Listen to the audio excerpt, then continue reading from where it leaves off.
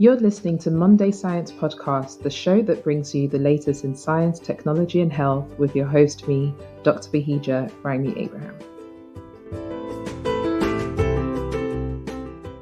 Welcome back to Monday Science. Today's Monday Science Person of the Week goes to Theon Ferreira, who is a 20-year-old scientist and who is focused on the plastic pollution crisis. Upon discovering microplastics and what they were, he spent a lot of time trying to figure out how best to test for them and to identify them. So he used Lego, bits of wood, and some microcontrollers to build sensors, and he later then focused his efforts on actually being able to remove these microplastics. Then, after almost causing a power cut in his village, he made a device which uses a magnet, it's like a magnetic based method, to remove particles from water.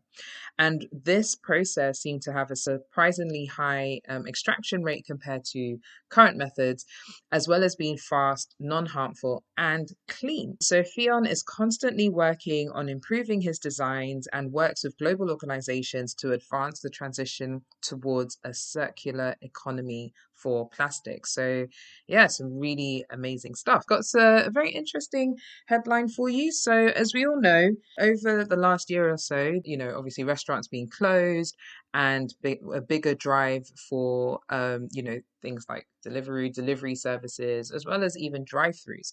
A new McDonald's drive-through somewhere in a Chicago suburb is actually using AI technology to take orders and make suggestions to customers, whilst the human employees can then focus on accuracy and quality of the voice itself is described as female, similar to Alexa or Siri, and is connected to a digital menu and can even suggest food if you're not sure what to order. I mean, that's very interesting because I always order the same thing when I go to specific fast food restaurants. But anyway, so the idea is that the AI will take care of the order, and then, as I mentioned already, will allow the humans to focus on like the actual quality of the food, which makes me question, what is the quality of the food now? But anyway, I digress. So the whole thing is like fast food establishments are looking to speed up their services and to obviously contend with competitors. So apparently McDonald's are hoping that if they have an AI drive-through, this will help to speed up the food service, even if it's just a minute or two difference. And it could also be a great outlet. So using this AI technology is thought to also perhaps be a great outlet for those who are suffering from social anxiety and find it difficult to speak with human employees. On a side note, actually, if you're interested in finding out a little bit more about how McDonald's started, I recently watched the film The Founder, which is about how McDonald's got started with Michael Keaton. It's on Netflix, or is it on Prime? One of the two. You can take a look at that. Okay, so on to today's guest. We've got Dr. Alicia Mcgeachy. She's a postdoctoral fellow with the Northwestern University Art Institute of Chicago Center for Scientific Studies in the Arts. The acronym is New Access. And she works there in an interdisciplinary collaborative team of scientists, specialists, conservators, and curators to bridge art and sciences. This episode is funded by the Royal Society of Chemistry. I just want to thank them for their support of our project, which is aimed at opening up conversations about diversity in chemical sciences and engaging the public with chemistry using creative approaches. Welcome back to Monday Science, and today we have a very special guest. We've got the amazing, the lovely Alicia Mcgeachy. I said it wrong at that point. How are you today? I'm okay, thank you. It's Alicia Mcgeachy. I think you did very well for the first time. Thank you so much. Is it the first time though? No. as far as everyone else knows. Well, this is going to be left in, so they'll know the truth. Anyway, so let's start off with, could you just tell us a little bit about yourself? This is one of the hardest questions to answer. I really have no idea where to begin. So I'm currently a postdoctoral fellow with the Center for Scientific Studies in the Arts here at Northwestern University in Chicago. And in a past life, I would say I'm a proud New Yorker. I'm originally from Brooklyn, New York. And I actually got my bachelor's in chemistry from Spelman College, which is a historically Black all-women's college in Atlanta, Georgia. And that is sort of where my love for chemistry was birthed. I followed up on that and went over to Northwestern University again, working with Franz Geiger, this time in the Center for Sustainable Nanotechnology. So that's really where I cemented myself as a chemist, as a scholar in this field. I think that's mostly the answer to the question. Sounds perfect. I'm always fascinated when I speak to Americans. I have a friend who went to Spelman, friend of a friend who went to Spelman College, but because in the UK with universities, we don't have either like an all Black or all Asian university. It's just anybody, well, I guess a university where anybody and everybody attends. So I'm always quite fascinated by that experience, and I'm going to probably talk to you about that later on. Because it's just very interesting. It's completely different to how things are in the UK. But before we get on to the other parts of the podcast, do you have a favorite song at the moment? I have two favorite songs. It's a toss-up. Okay. So right now I'm really into the song Naked by Ella Mai. Okay. It talks about love and how someone loves you entirely. They see you, flaws and all, and they still love you. And I think that's a very powerful feeling. And the second is Rise Up by Andra Day. Okay. So this is a song about perseverance, which I'm always looking for inspirational songs to, sort of lift me out of the rut when I'm feeling a little low. But yeah, two songs, those are the top contenders. They're on loop. 2020 for a lot of people, they reconnected with books they hadn't read, or even just reading books, or watched a lot of films. So could you recommend a film or a book that you've seen recently or read recently? Yeah, I'll say, to be honest, I'm probably like most people. I've been binging on everything available. I mean, Netflix has been it's helped us all. Saving grace in some ways. I've actually been reading a lot less during COVID. I found it very difficult, but I would recommend reading Homegoing by Ya Jessie. I just started reading her newest book, Transcendent Kingdom, I believe it is. But the Homegoing book I actually really enjoyed. I'm not sure if you read it, but it's this sort of generational telling, or this telling of like generational trauma surrounding the idea of slavery and its impacts on the legacy of Black life. And so you sort of explore this story of two sisters who, one is sold into slavery, the other is married to a slave trader. And you follow their lineage. Each chapter is a different person. I think it's a really interesting way of telling a story, and I really enjoy her way of storytelling. Oh, that sounds really interesting. Sorry, you were going to say? Oh, and the film. Okay, film, Premature. Mm-hmm. Oh, Premature, that's the name. What's that about? It's so I think it's available on Hulu, and it's about this coming of age love story of this young couple in New York. I think the girl's maybe 17 and the guy is a up and coming or aspiring music producer.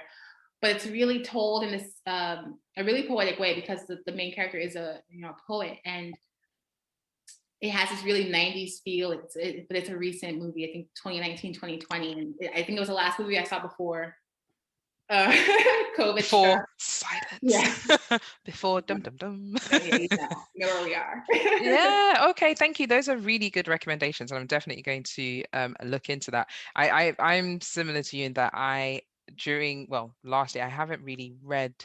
There was a book I did read, Why Women Love Too Much. I can't remember who wrote that book. I read that towards the end of last year, but I haven't really done that much reading. And I don't know if you might have this same challenge, but I found once I started doing my PhD, reading became a challenge, because all I'm doing is reading. So I'm reading papers, I'm reading everything. And then I found it hard, even though I've always loved reading, but I found it hard to switch off, to read, to relax, because all I'm doing is reading. Yeah. My boyfriend and I, when I was in grad school, I think maybe the second year or so, we decided to create a 2-person book club. And so actually through my PhD, I read more than 30 books for sure in this joint sort of group. I love this. Brilliant. Yeah. So it's the only way, I think, to really cement it as a practice, because I think, like you said, in grad school, it's so easy to become sort of burnt out with reading. Yeah. you need an escape. Oh, definitely. Well, yeah, and now I'm now thinking, gosh, I need to do better. I need to get back on the reading. No, small goals. Yes, read one book this year. That's my Yes. goal. Yes. So you've shared with us that you started your career journey as studying chemistry as a chemist. So what is chemistry to you? Chemistry is life, I will say. I think for me, one of the things I tell people most is that chemistry is all around us. But what it means to do chemistry is to constantly question why and how things work, and to sort of seek out answers to these questions. But I think part of why I love chemistry is that it's in literally every aspect of our life. From the things we use on our skin and hair to how we cook and bake, how cars operate, how we generate energy. There are a lot of ways that chemistry impacts our daily life. And so I think it's fair to say chemistry is life. I love that. And I really agree with you. And so you mentioned you did your PhD and now you're a postdoctoral researcher. So could you tell us about your research and what problem it's trying to solve? Yeah, so as I mentioned, so I'm part of the Center for Scientific Studies in the Arts. So this is a joint collaboration between the Art Institute of Chicago and Northwestern University. So I think broadly speaking, the biggest challenge we want to address, or the thing that unifies most of the projects we're undertaking, is that we want to sort of act as stewards of the past, right? We want to figure out how we can preserve and conserve history and culturally important objects for the next generation. The specific goals of the center actually are twofold. One, the first being that we want to provide technical and analytical support to institutions that may not have access to these tools otherwise. But also we're looking to take an objects based and inspired approach to research. So looking at objects and how they might inform our understanding of how they should be cared for, how they should be stored, how they should be presented, but also taking that knowledge, taking those questions and then broadening them to explore larger issues that affect not only cultural heritage, but also more mainstream chemistry challenges as well. So we're hoping to push the front on both art history and curatorial research and science forward. So it's a twofold problem. It sounds fascinating, and I think just to me it's very unique and true and correct me if I'm wrong, but it's like true interdisciplinary between science and the arts and using that collaboratively for, as you said, pushing things forward. I think it's fantastic. Because when I was reading up about you and your amazing career, your bio, I did find it really interesting that your PhD focused on nonlinear optical spectroscopy and applying this to model systems and nanoscale materials. But then now you're taking this kind of like multi-analytical, multidisciplinary approach to understanding production methods in 18th century English and 19th century American ceramics. I was not expecting that, because I was reading about it, I was like, what? I wasn't. Where are we?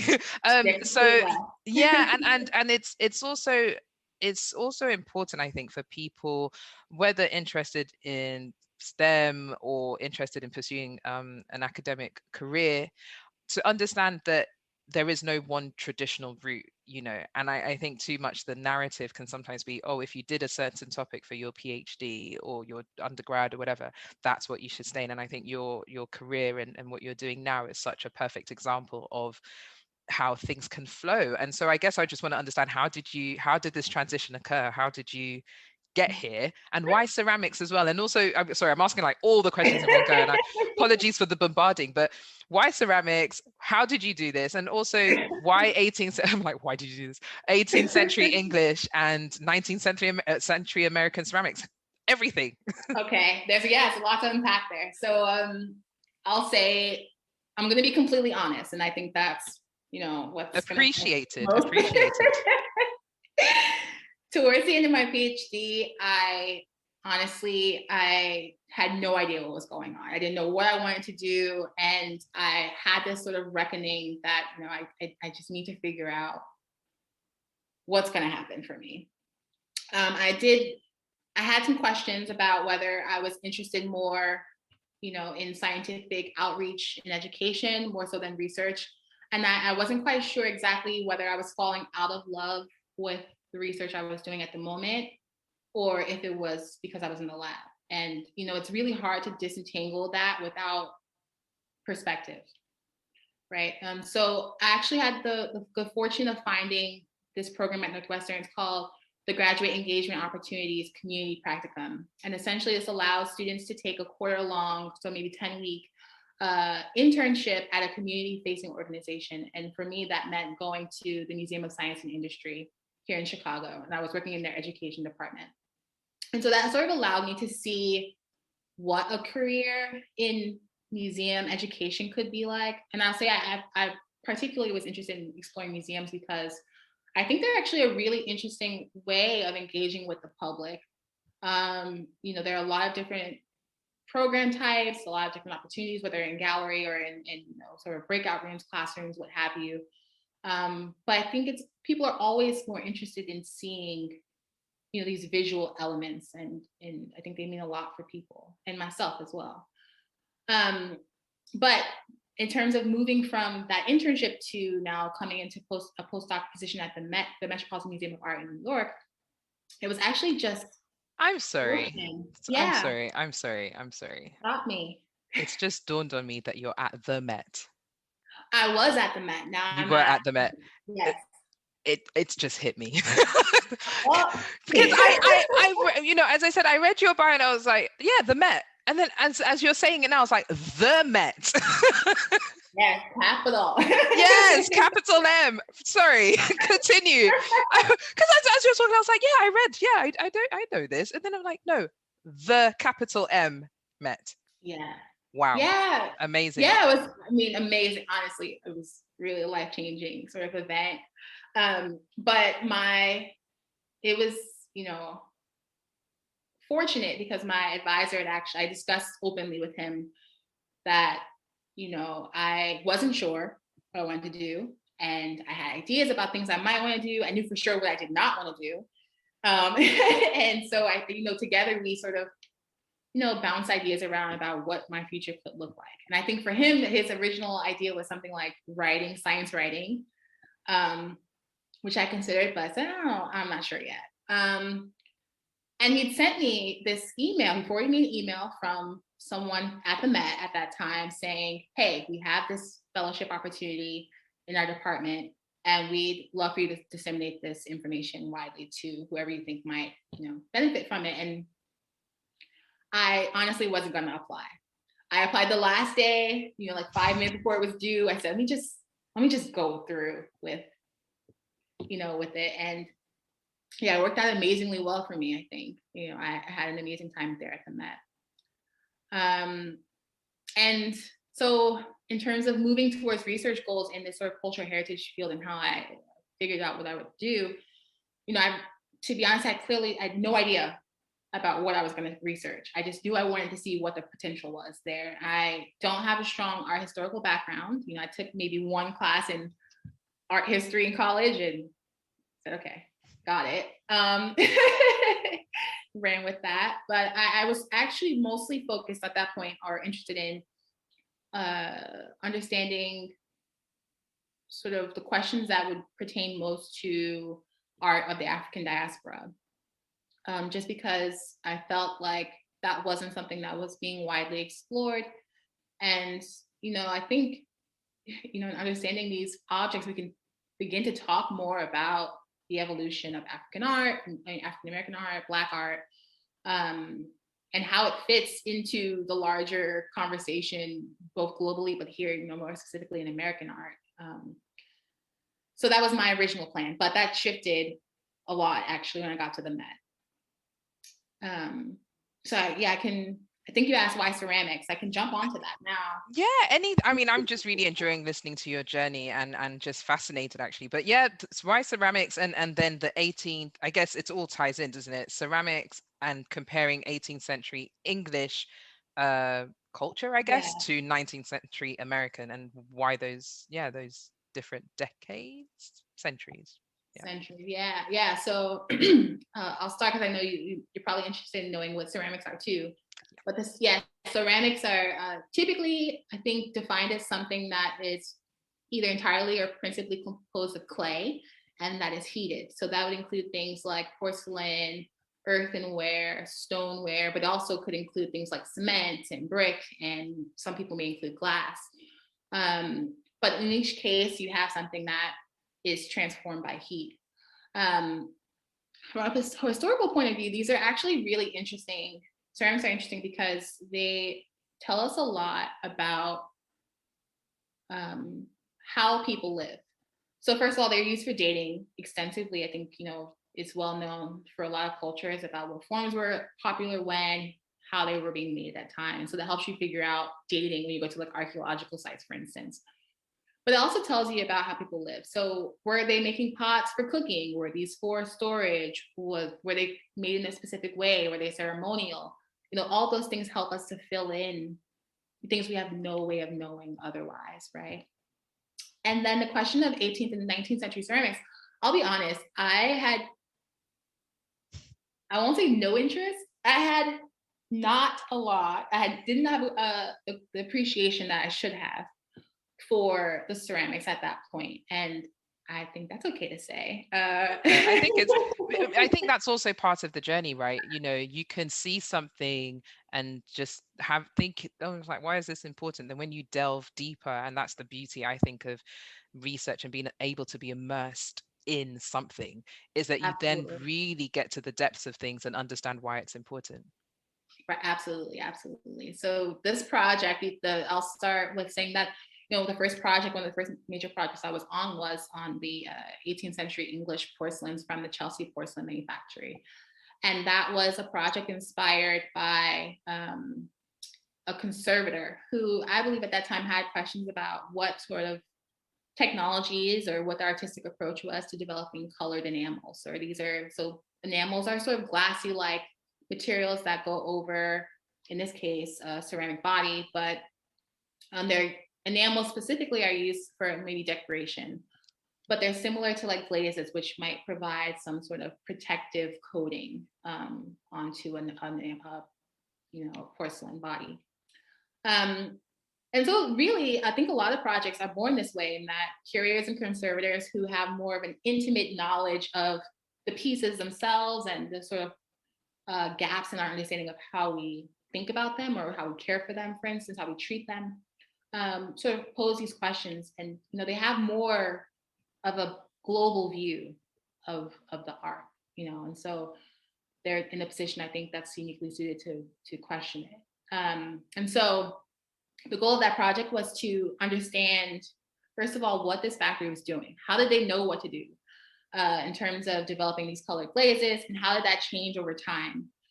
Now, I'll say that in comparison to factories in like France and in Germany, the people who were operating in England at the time didn't have the luxury of financial support from, the government, right? This was almost a self-funded operation, which means that you have to operate in a completely different manner than someone who has, the full financial backing, right?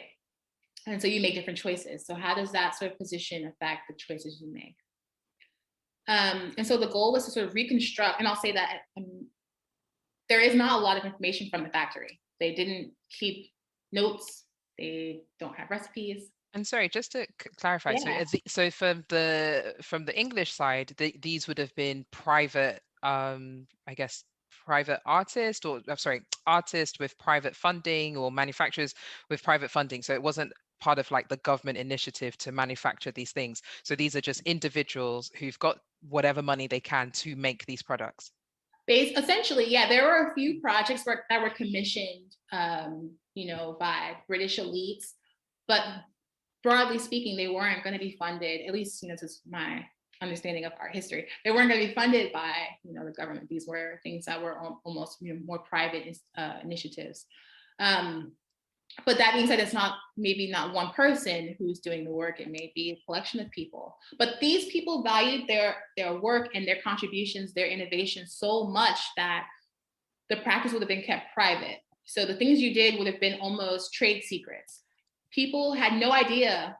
You could be asked to say, do make the porcelain body, but then they would only keep you on that particular part of it. Maybe you wouldn't know what the glaze recipe was, because you don't want someone walking off with your trade secrets, and they probably all the secrets. yeah, and also maybe at that time, I mean, I'm sure they had patents and things like that, but then it probably was still, as it is now, expensive and a very money finance intensive process to even get something protected. Yeah, so there was one factory in England, I believe, the Bow factory. I think they had taken out 2 patents. But as I recall reading from one of their first patents, it was so bizarre. It was like, we have this material that may or may not be from this other place, that may or may not do this one thing, that may or may not happen this other way. And so it was so, hand wavy, and It's just crazy because when you said the bow factory, I actually remember that, and I just did a quick because Bow is in a place in East London. And yeah, they've got like a whole thing in the British Museum. So interesting. It's fascinating.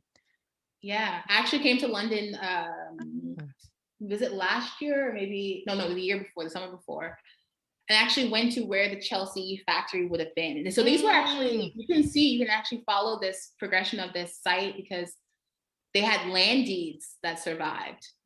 So you can see how it expanded. I mean, it's imagine someone working in their home, and then they expand to, I think, maybe not a full city block, but a few homes in the area. And so you can map out where the kilns were and how they operate. It's fascinating. I think it's really fascinating. But to get back to, I guess, ceramic. I know, I'm so sorry. I've taken us. It's so, I find it so interesting.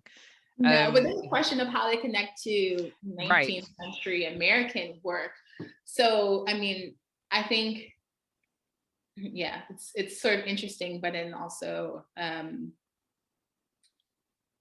sobering, I guess is the right word. Right. You have this proliferation of people and knowledge, coming from a lot of different places at this time, right? You have Europeans coming to the US looking to settle down. You have now also enslaved Black people here in the US, right? Those are typically the potters recognized for a lot of the wares being produced at the 19th century site, the Edgefield district. Wow.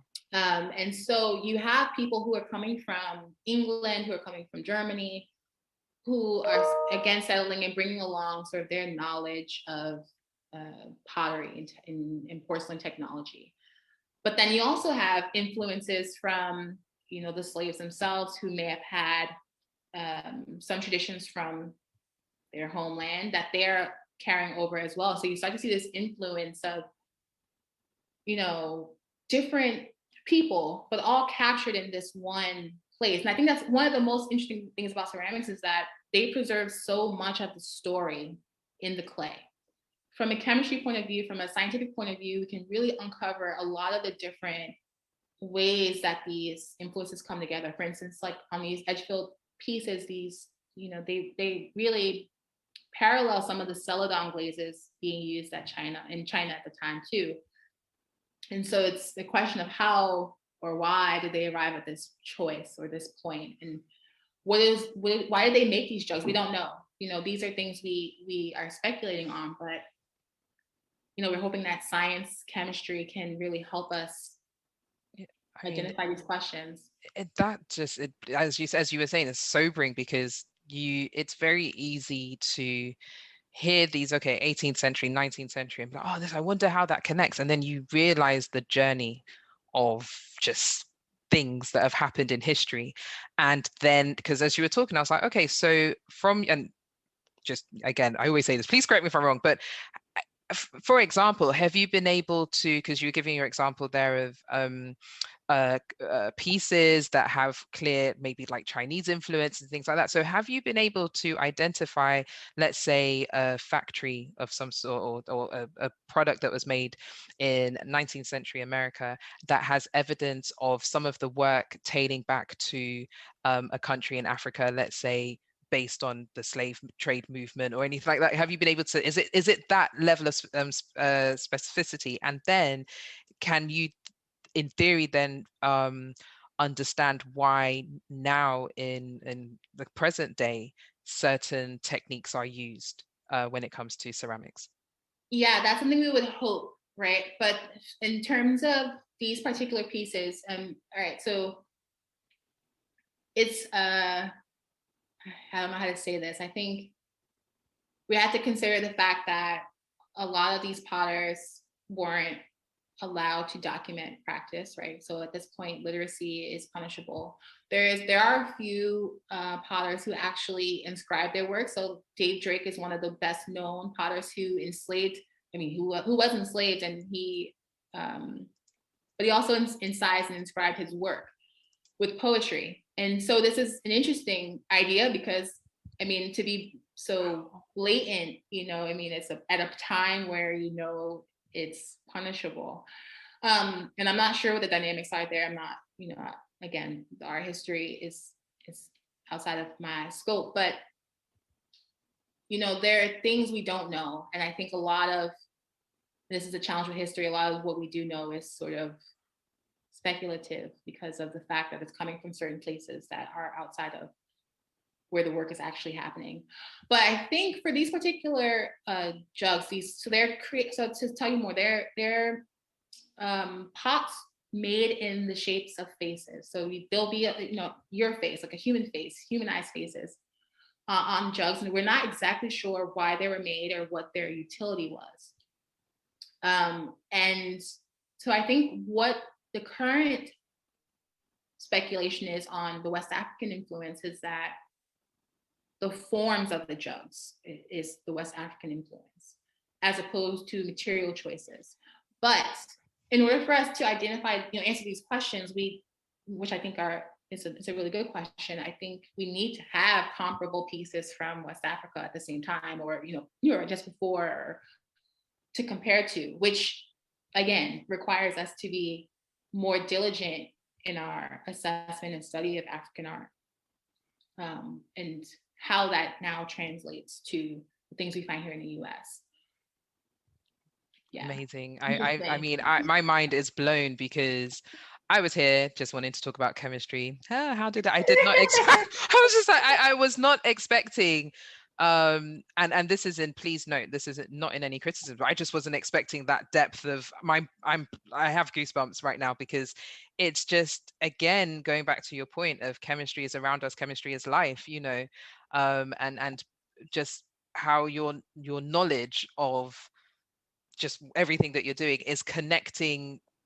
It's connecting, I don't mean to sound cheesy, but it's like connecting time, it's connecting history, it's giving clarity to the present day, which I believe is it's just so powerful. So sorry, I'm really blown away. It's amazing work.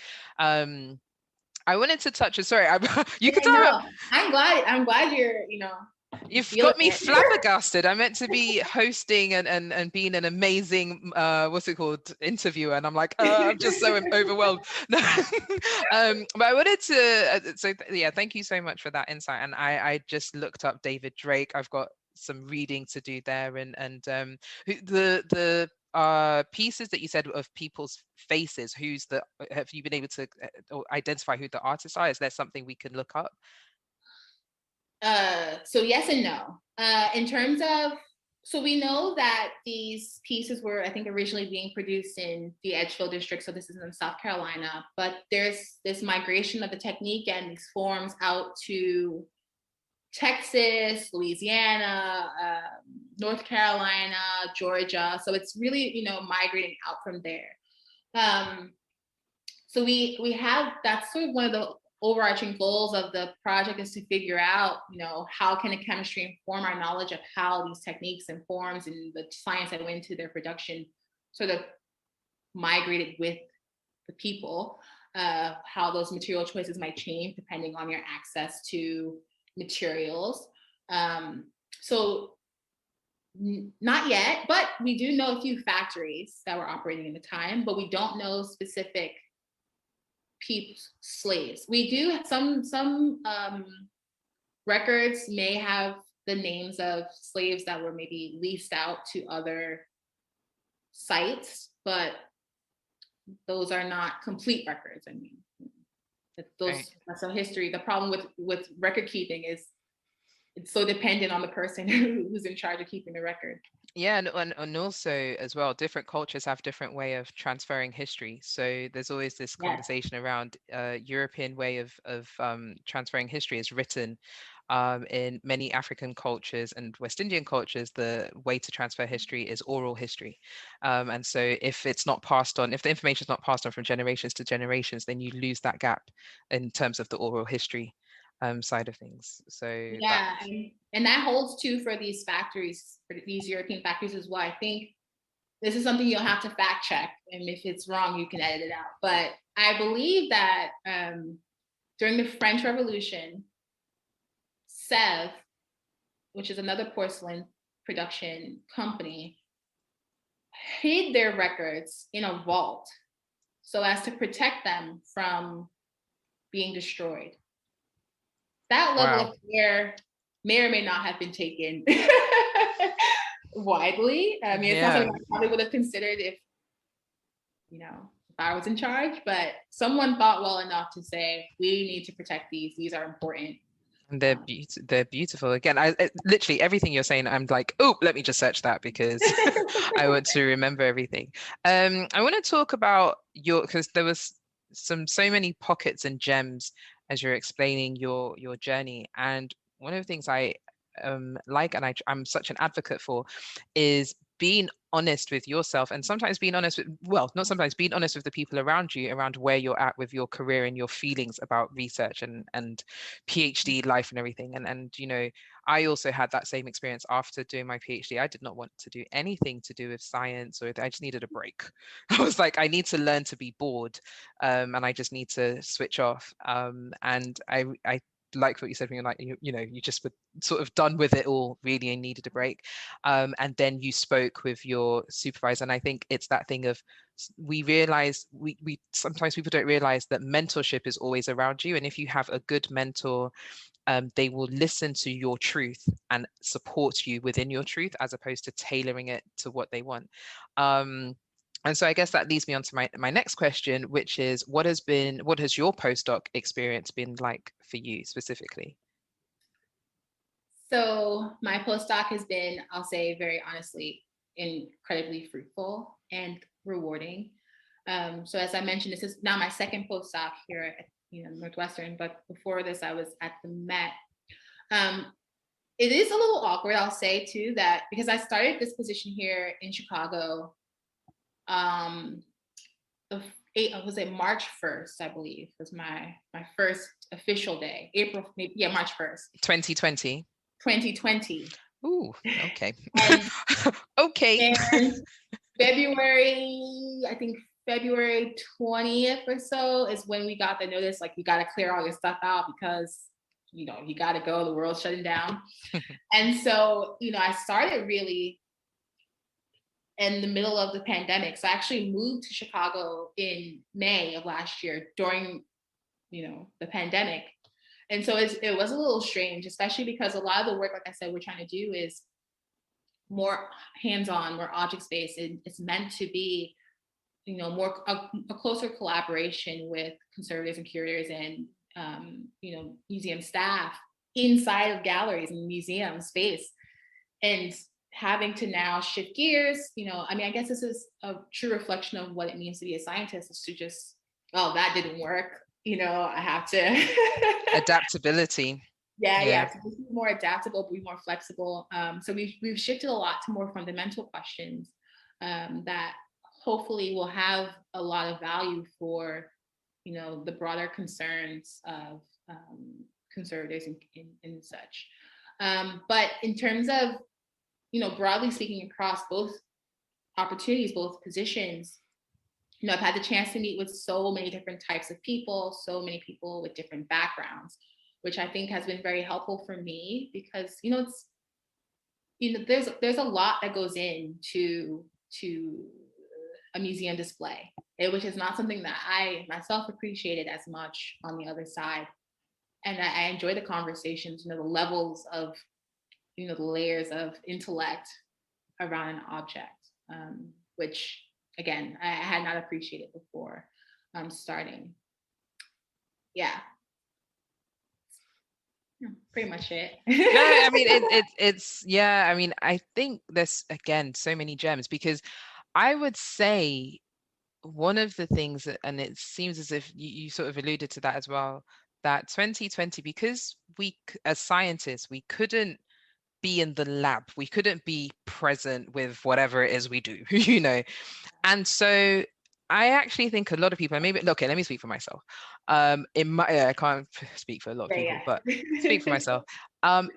That absence of interaction with the lab, the chemicals and things like that, forced one to really reflect on the questions of my research, and as you said, like going back to the fundamentals, and in a way, in some cases, maybe pivoting just completely. It's like, actually, when you have that moment to pause and just see everything in front of you and not be quote unquote distracted by, I can just go in and do X, Y, and Z. You have to look at everything in front of you. And I think it's been an opportunity to make sure that we are going deeper into the questions that we're trying to answer, and making sure we're answering those, well, we're understanding the right questions, and really digging deep into the topic, into the field. I don't know if that resonates with you as well. That does. And I think, I cannot even begin to imagine what it's like to be a graduate student at this point in time, especially when your work requires you to be in the lab more hands-on. But I do think, like you said, it's really the chance to take stock of what you have. And I think, especially as a grad student, I was always in the mentality of like, go, go, go, go, go. Let me just get more research, more data. And it's like, I never really stopped to think, do I really need this, or should I focus this way, or would the story be more, would it be stronger if I went this other direction or dove deeper into the mechanism, or, just really focused more. And I think hopefully it's, been beneficial for people in some way. I mean, I hope to say that it's not been a year lost, but I think that, yeah, for me, it's, I can definitely relate, to your experience. Yeah, and that transition between, so I find the postdoc experience really interesting, and I always like talking to other people about their postdoc journey, because for me, I think PhD, and you've highlighted it as well, it was very much get the data. I must get this thing. I must get this PhD, and postdoc is just a very different headspace, but also sometimes referred to as no man's land, where you're just kind of in between. You don't have anything to work towards, in the sense of you're not trying to obtain your PhD, you're not trying to obtain this thing, so you could just sit and enjoy the research, but it's also a job. So in theory, it shouldn't be so all consuming. And I say in theory because anybody who does any form of research knows that you can't switch off. Yes, you may want to go to bed at 10:30, but oops, you've had an idea and it's really hard to switch off. So what do you feel, or you are learning or have learned even in your first postdoc, what do you think that you've learned or are learning in your postdocs that you don't think you could have learned during your PhD? Well, for one, I'm learning about art, which is not something I, had taken a serious, art historical journey through. So there are some people who are in this position, or in this field, who have very incredibly strong backgrounds in art history. And I think that's actually a very valuable skill. And that's something I wish I had done more of before the transition. But I think there's room for me to learn here. In any case, I think I have had a lot of support in the journey so far. So because I've had now two positions, one in a museum setting and one in an academic setting, I think it's actually been, very, good for me to have both views. I will say across both, I've actually learned a lot more about the analytical techniques than I did in grad school, mainly because in grad school, I had, a system that was reliable. I knew I was going to make synthetic cellular membranes. They were going to happen. This process was proven. And I didn't have to really think as much on the fly about how to make things work. Whereas when I'm working with different objects of, different origins, maybe they're made with metal, maybe they're ceramics, maybe it's glass or paper, you have to think about okay, how do I handle this thing? How do I deal with the fact that this thing may charge in the chamber, or maybe they'll burn under the intense, laser power, and not things I would have thought about. So I've had to really think, use some mental gymnastics to really make sure that I'm isolating or identifying the best ways to handle things. And I'll say that I think I was uniquely suited for this position or this transition, and this, the position where I'm collaborating so extensively with different people, because my work with the Center for Sustainable Nanotechnology was a multi-institutional effort, and we had scientists from almost every flavor, right? So it's not only analytical chemists or physical chemists. We have people who are doing computational chemistry. We have biologists. We have environmental scientists. So we had so many different types of people. We had to learn to communicate, and that's helped me in thinking about how to talk to conservators or curators, or even more public-facing, positions where I'm talking with parents or students or people in the galleries. Yes, I lost track of your question, but I've learned a lot. No, it sounds like a really amazing journey, and being able to be in such a multidisciplinary environment, and then with your I guess I was going to say outreach, but when you're disseminating information, it could be to your colleagues, it could be to, a child who's like, oh, what does this do? And just the I guess the breadth of people that you can engage with is quite fascinating. You talked about that you've had experience in academia. You've now had experience in this museum setting. So I'm going to be very, very blunt.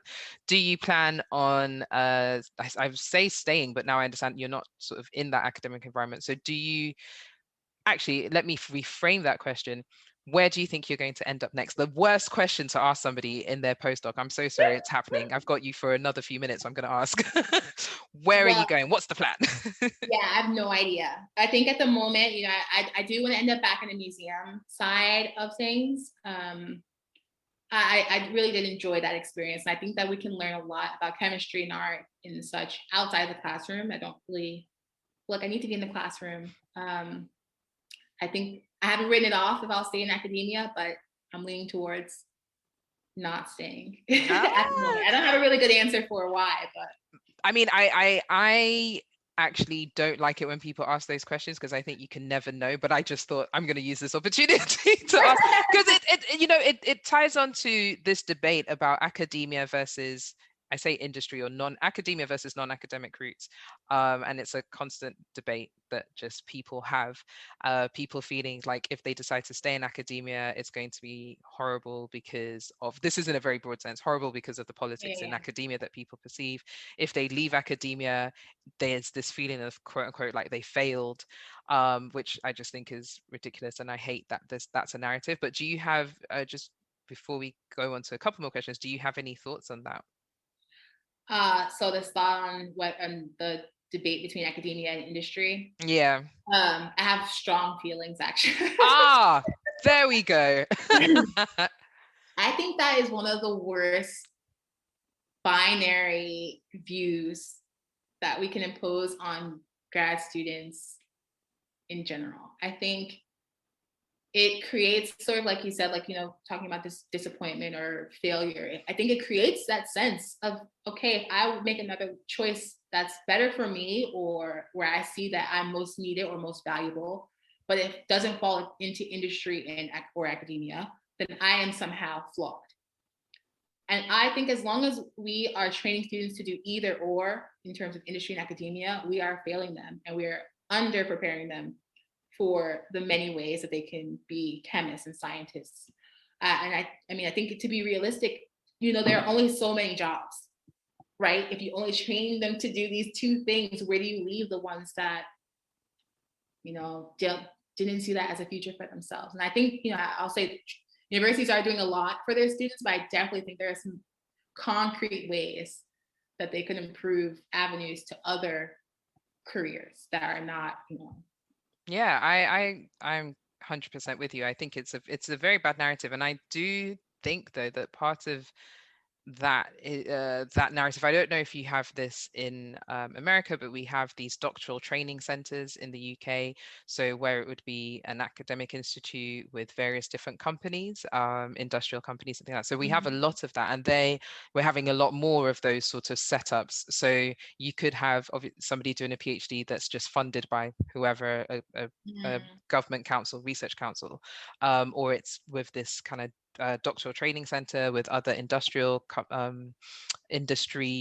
companies that are invested, and there is this sort of increasing narrative of if you're doing a PhD, is it industry funded or supported? Because that could be the career path you want to go to. And I think I learned more about the options for careers with a PhD when I was job hunting and realizing that it's not so easy to get a job after you've got your PhD. And sorry to disappoint anybody who's listening, but it's a very weird experience where you're like, ooh, I've got my degree, I've changed my bank card to doctor, I feel amazing. And then you're like, but this doctor can't get a job. So weird. No one Yeah. tells you that. It's interesting, it translates as well. Yeah, no, you go to grad school and you say, okay, I'm, opening up some more doors, but then you don't really consider the fact that you're closing a lot of doors as well. Exactly. Something to definitely consider for the audience. Yeah, like you said, think about it. Yeah, and I think also there's that thing of realizing, like I in fact I was giving somebody advice recently, which is, unfortunately, and I don't know if unfortunately is the right word, but I'm going to leave it, because unfortunately you get your PhD and you feel very proud, and so you're looking for jobs that say the requirement is a PhD, but a lot of the time the jobs that if you don't want to stay in academia, because you go for a postdoc which clearly says a PhD, so the jobs where you could also look at are looking maybe for somebody with a bachelor's at a minimum, and some people with PhDs don't realize that you can apply for that as well, and it's not because you failed, you understand, it's again that going back to that failure element. I want to ask you about what have been the highs and the lows of your career so far. I'll set this up in a sort of hopefully positive way. I'll say, first of all, that I have to acknowledge the fact that I've had a pretty strong support system through both the highs and lows of my career, which I do really owe them a great deal of thanks for that. One of the lowest moments of my career, if I'm including grad school, was just after my qualifying exam. I felt defeated, and I felt that I had not done enough critical work on myself and the project at that point. And that showed. And so, I went back to the lab and wrote my addendum to my paper. And at the same time, I drafted a 5-year plan of what's going to happen for me. What are the goals I have? Because at that point, I honestly wanted to quit.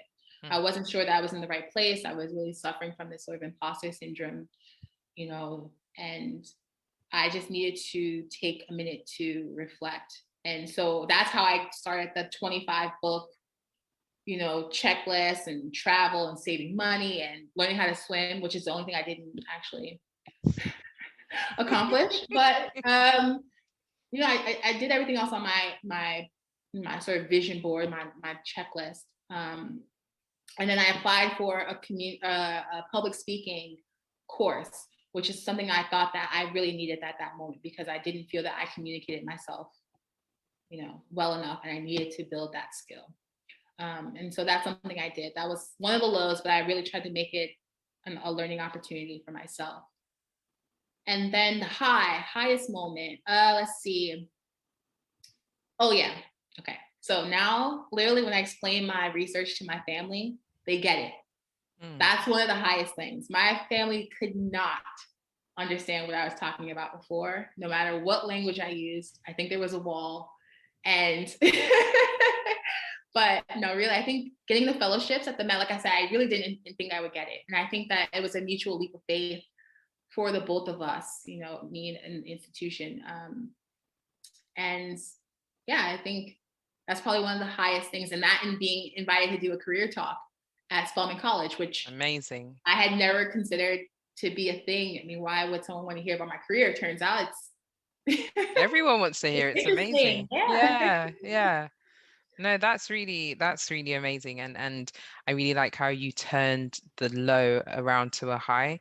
Imposter syndrome is just like put somebody with a PhD and then put the imposter syndrome equals, Yes, and that's it's is fascinating. And I think what I've been fascinated by just in our conversation is how much synergy there is. And I know it might sound really silly, but because I like you're in a different country, but it's just so interesting that they're just so the same commonalities, and it's weird that, even when I was talking about the bank card thing and the lack of, it's the same thing in the UK, it's the same in America, just those challenges.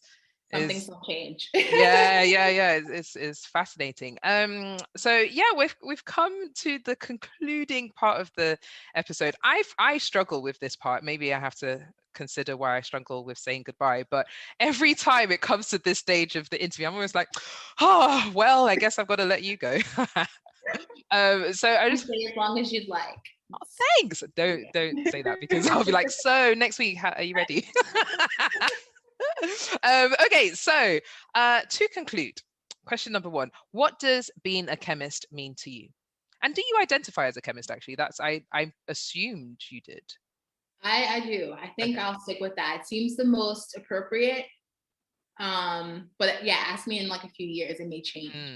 Um, for me, what it means to be a chemist is to never stop questioning or wondering. I think that's been one of the things I've held onto in my life, even as a child, is wondering why, how, tell me what's happening here. And I think for me, in terms of what it means to me, the significance of being a chemist to me is that when I tell people or talk to people about chemistry, I can see, that light in them. I can see that they're excited or amped up about science, which for some people, you talk to them and, they'll say, oh, I didn't have a great experience with my chemistry teacher in school. And, it really turns them off. And I don't like to see that. I really want to undo that sort of damage or trauma from that experience. And I really, really enjoy engaging with people and articulating to them how science has impacted their life and how, special and magical it can be. And I think part of the reason I made this transition into the museum world, like I sort of alluded to earlier, is because I think it is a natural place to discuss this intersection of science and life. And it's really, really, again, helpful to have this visual representation of, both culture and something that's culturally significant, but also understand that it's also scientifically interesting or important as well. And I think it's a unique position to explore. So that it means a lot to me, more so because I know what I can represent and the work that I do represent to other people. Yeah. Amazing. Thank you so much for that. And so what would you say, out of everything we've spoken about today, what would be your take-home messages? Take-home messages. Let's see.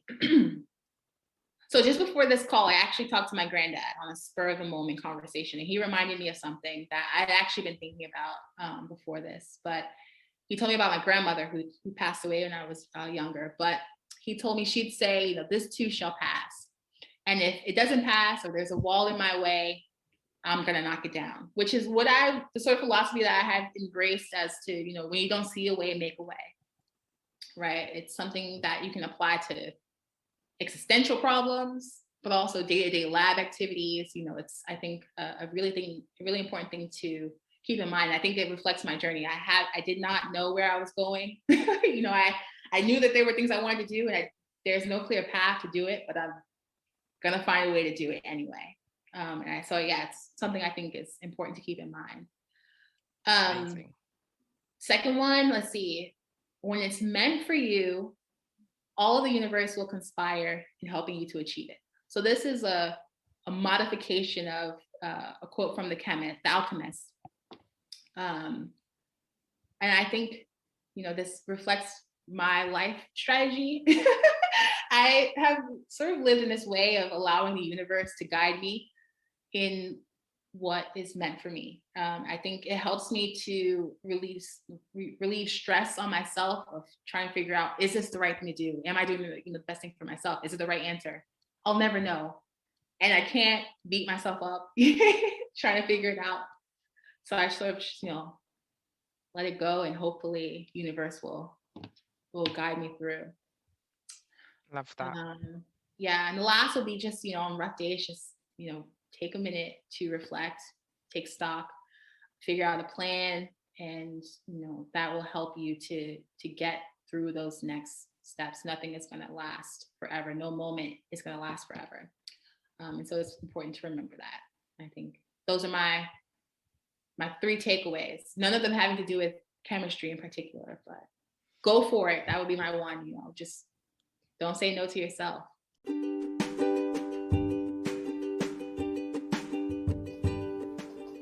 Thanks for joining us this week on the Monday Science podcast. Make sure to visit our website. Details are in the episode description, where you can subscribe to make sure that you never miss the show. So catch up with you next week. Bye.